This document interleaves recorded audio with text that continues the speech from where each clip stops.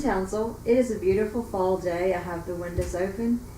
The weather's absolutely perfect. We have no pollen, no snow. It's a perfect day. I wish that at least 300 of them out of the year would be this way. I got up this morning and put on some Mexican turkey soup. I'm going to leave that on high and see what it tastes like tonight.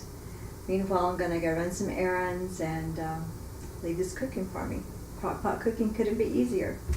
It only took me about 45 minutes to get this going in the morning.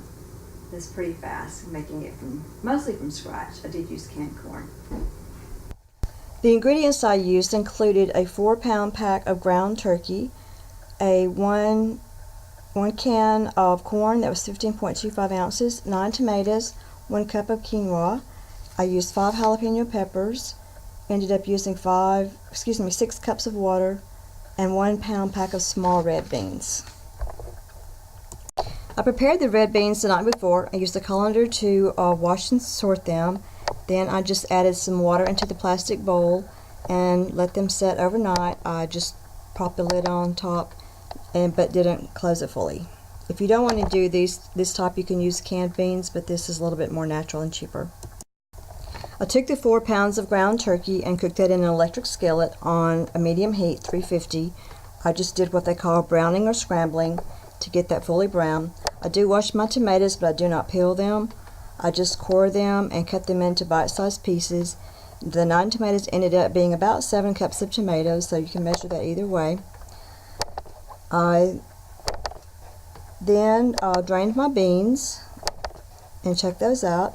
And now I'm ready to cut up my jalapeno peppers. I wanted to make this Mexican soup really spicy. So I thought I'll just try 5 and see how that goes. I thought it might end up being too spicy, but it actually is really good. So all I did on the peppers was just cut the tops off. I de-seeded them, cut them into strips, and cut them into bite-sized pieces, as you can see here. They gave me a yield of about 1 cup of chopped peppers. What I had left over from my compost pile, this was actually all that was left over from my fresh produce. You can use any kind of pepper that you like. I had both the ancho and the chipotle and decided I wanted to use the chipotle just to see what it looked like. It has a little smokier flavor. That's what they look like in the containers. Sorry, I've used most of the ancho for other recipes. I put about 2 tablespoons in there on top of the meat. I stir my seasoning mix in with the meat because that's where I want the strongest flavor. I don't add any salt or anything that I make in the crock pot because I can always add salt later, and I don't know who's going to be eating it necessarily. It may be someone who needs to be on a low sodium diet. So once I stirred in the peppers, it's time to add the other ingredients. I added in my beans, and then I added in my tomatoes, and then I washed the top of the can of corn off, and I just dumped the whole can of corn in, juice and all, because I'm going to add water anyway, and there's probably some nutrients that have leaked out into that water during the canning process, so why wouldn't I add that to my concoction in my crock pot? I added 1 cup of quinoa, and then I added about 6 cups of water. I then stirred that up, so that's what that looks like once it's all stirred together. And then just for photographic purposes, I put the peppers on top before I actually stirred them in. That's what it looks like before I put the lid on there. Doesn't that look great? Healthy, spicy. Can't wait for this to be done. I put the top on it and let it cook for about 7 or 8 hours on medium or high. It really isn't going to matter. My crock pot doesn't get that hot, so it's going to be okay on high overnight. Now let's look at the nutritional value of this soup. The 4 pounds of turkey is going to yield about 2,760 calories per crock pot and about 228 grams of protein. It gives us 96% of our iron and no calcium. The corn is going to give us about 210 calories per crock pot and about 3.5 grams of protein, about 7% iron, 7% calcium. I use 9 tomatoes, and that's about 198 calories per crock pot, 9.9 grams of protein, about 9% iron, and about 9% calcium. The quinoa is going to give us 688 cups per crock pot, 24 grams of protein, and 48% of our iron and no calcium. The little jalapeno peppers are going to give us a very, a very low 26 calories per crock pot, not even a gram of protein, 1% of iron, 1% of calcium. Excuse me. The water gives us absolutely nothing but liquid. The small red beans gives us 780 calories per crock pot, 91 grams of protein, 195% of our iron, and 78% of our calcium. This is just my little paper math showing how I got those numbers. Obviously, we'll have to divide it by how many servings we're going to get out of this total crock pot to find out how much of this is going to yield per serving. I decided to divide this crock pot up into 10 servings. I'm not on a training cycle currently now, and I can lower my caloric content and a little less protein, so that's my yield. Dividing the total by 10 servings yields me 466 calories, 36 grams of protein, about 36% of my RDA for iron, and about 10% of my RDA for calcium. This is after cooking for about 3 hours on high. I will leave it on high because the red beans take a long time to break down to thicken up the soups. Plus, I want to eat some of this tonight. The starch in the corn, additionally, should help thicken this up. I'm not really looking for a very thick soup.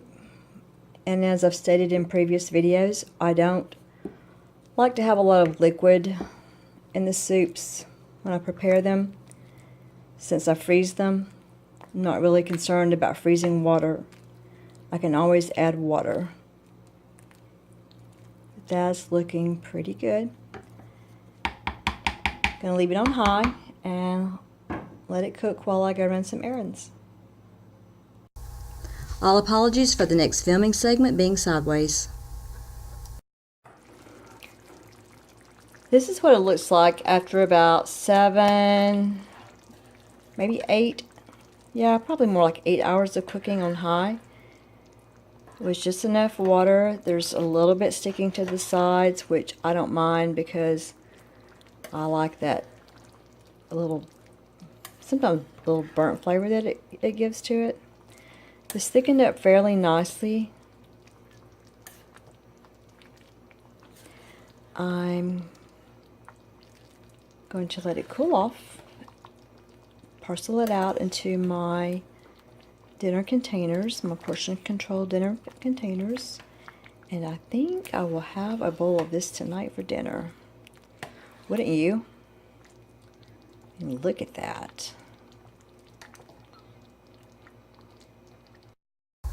As I said, I decided to portion this out into 10 servings. I rated my 10 containers, and I just put a ladle into each container and then repeat until they look pretty even. I don't measure it because there's really no point to it. This is not science, this is just a guesstimation, which is all I really care about. I then have my labels put on there. I'm using the old videotape labels that I found, but they're not really sticking to this very well. I'll just let you know.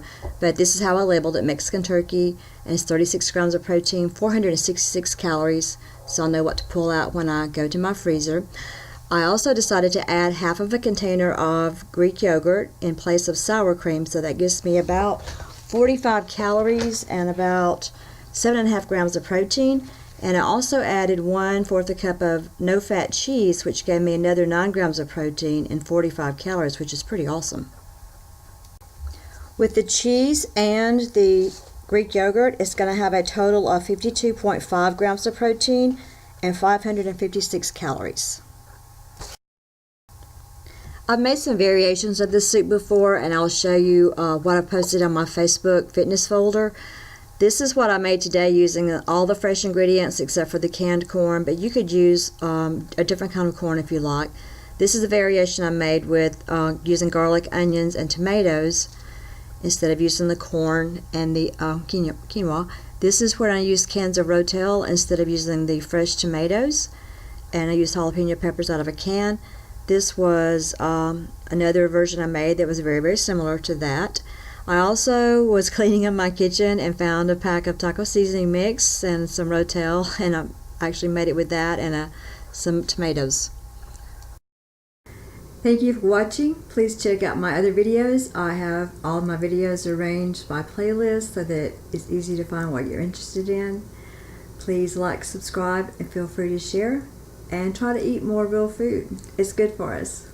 See you next time. Bye.